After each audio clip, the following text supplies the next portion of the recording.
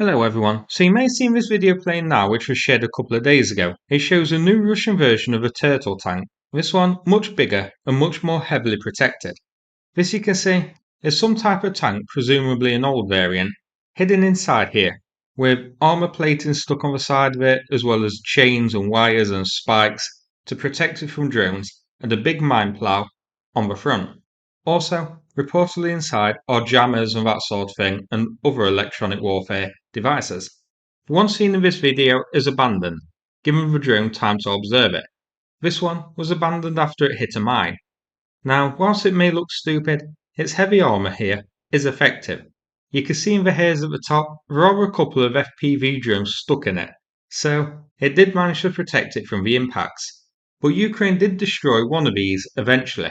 Now, the videos which we're looking at do show two separate tanks. We know this because one of them has plain armour plating on the side, whereas another one has armour covered with sort of chains or wires or that sort of thing. The video playing now shows early on the attack on one of them.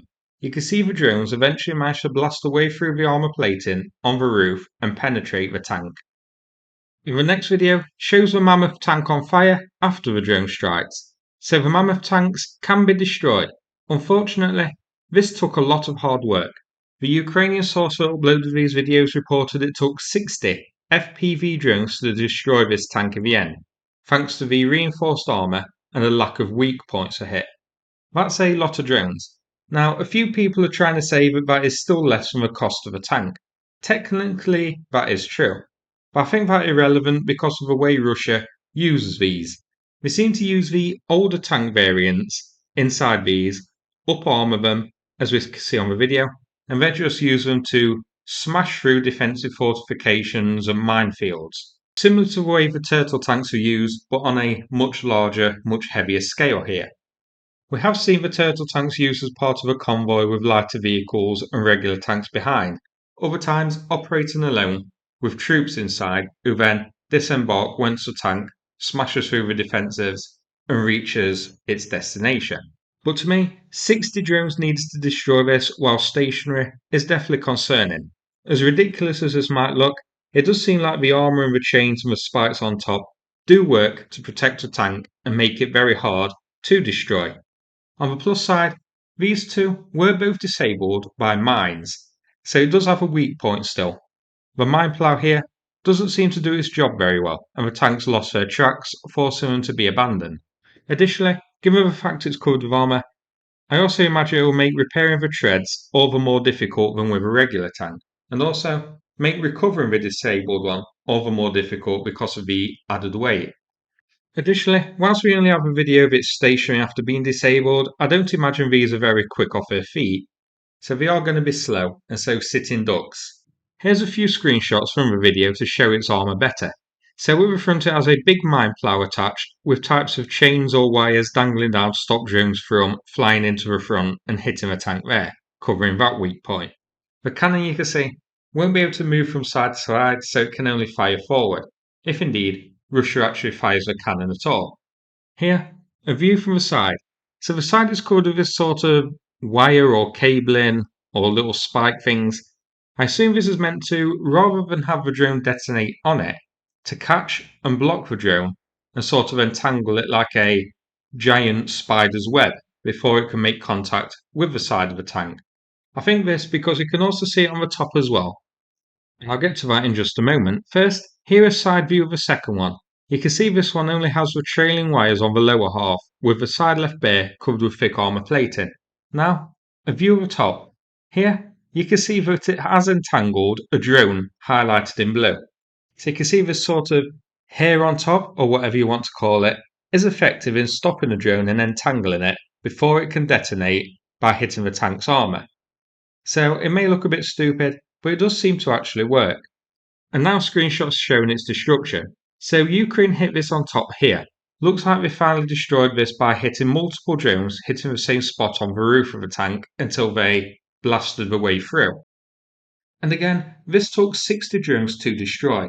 That's quite concerning, despite some trying to spin it as still cheaper than the tank, because I just find that irrelevant. Russia doesn't care too much about the loss of the tank here. It's an older tank model. They're pretty much just intended to smash away through the front lines. And those 60, remember, destroyed it whilst it was stationary. I think it's going to be much harder to do whilst the tank is moving. Additionally, Ukrainian sources also reported that jammers and electronic warfare devices are inside.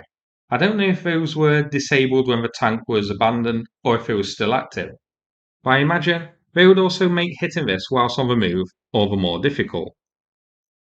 So Ukraine does need to find a way to disable these if Russia makes more of them.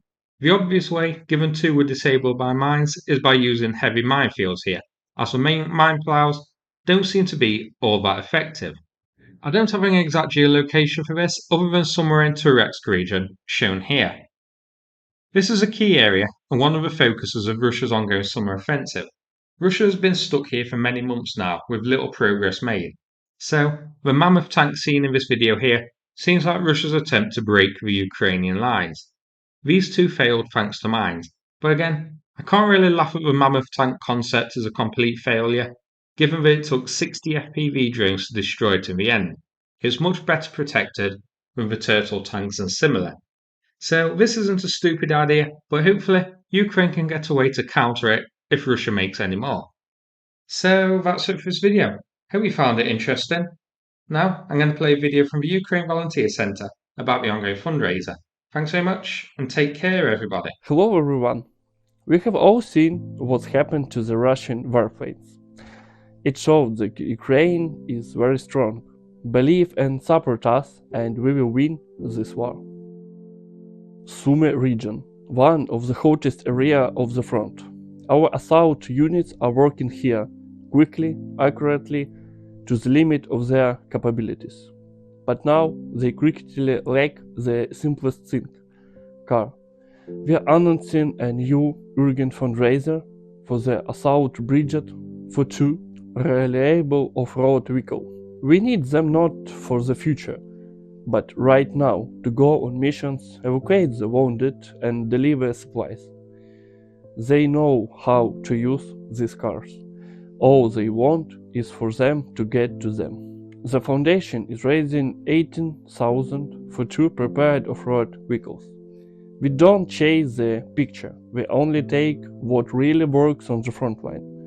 We know what is needed on the front line. No unnecessary words, no show. Each transfer is critically for the needs of a specific unit. The Sumy direction is a risk zone. The enemy is constantly looking for a weakness. Their mobility is lives. It's a chance to get in and out. This is a chance not to lose people. Now is the moment when an off-road vehicle can solve more than armor. That's why we are turning to you.